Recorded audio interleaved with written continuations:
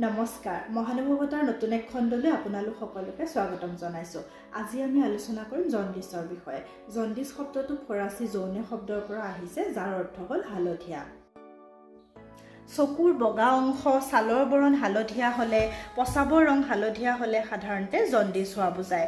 Liver, পিত্তথলী বা পেংক্ৰিয়াছৰ অসুখ হ'লে মানুহৰ জণ্ডিছে দেখা দিয়ে। তেজত সাধাৰণতে 0.2 পৰা 1.2 মিলিগ্ৰাম শতাংশ বিলিৰুবিন থাকে। তেজত 2 মিলিগ্ৰাম শতাংশৰ ওপৰৰ পৰিমাণৰ বিলিৰুবিন হ'লে জণ্ডিছে দেখা দিয়ে। এতিয়া আমি জানি লওঁ আহক জণ্ডিছৰ চিকিৎসাৰ বিষয়ে।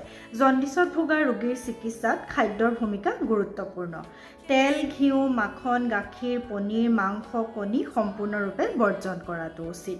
গ্লুক'জ, মিচিৰি, ফল-মূল, শাক-পাচলি, কুঁহিয়াৰৰ ৰস, ডাবৰ পানী আদি উপকাৰী খাদ্য। গ্লুক'জৰ ড্ৰিপ আৰু কিছু লাগতিয়াল ঔষধ চিকিৎসকে প্ৰয়োজন সাপেক্ষে ব্যৱহাৰ কৰে। অসমীয়া বনৌষধি শাক, পদিনা, পালেং, মানিমুনি, টেঙেচি, খুতৰা, নৰসিংহ, ভেদাইলতা, কলমৌ আদি জণ্ডিছৰ বাবে পৰম উপকাৰী। ইয়াৰ উপৰিও পকা কৰ্দৈৰ ৰসো ভাল, কিন্তু বেছিকৈ কৰ্দৈ খোৱাটো অনুচিত। ফল-মূলৰ ভিতৰত আঙুৰ, মৌচম্বী, কমলা, আনাৰস, তৰমুজ, ডালিম, আপেল, কল, নাচপতি আদি উপকাৰী।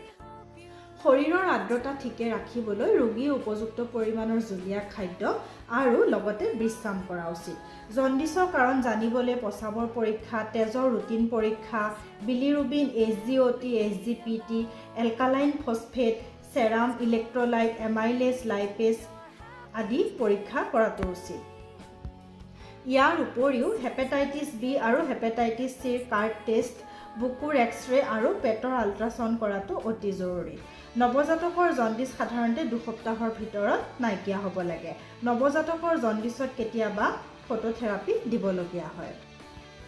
ইমান সময় আমাৰ ভিডিঅ'টি চাই থকাৰ বাবে আপোনালোকলৈ অশেষ ধন্যবাদ। পুনৰ এক নতুন বিষয় লৈ অহাৰ প্ৰতিশ্ৰুতিৰে আজি ভিডিঅ'টি ইমানতে সামৰণি মাৰিলোঁ।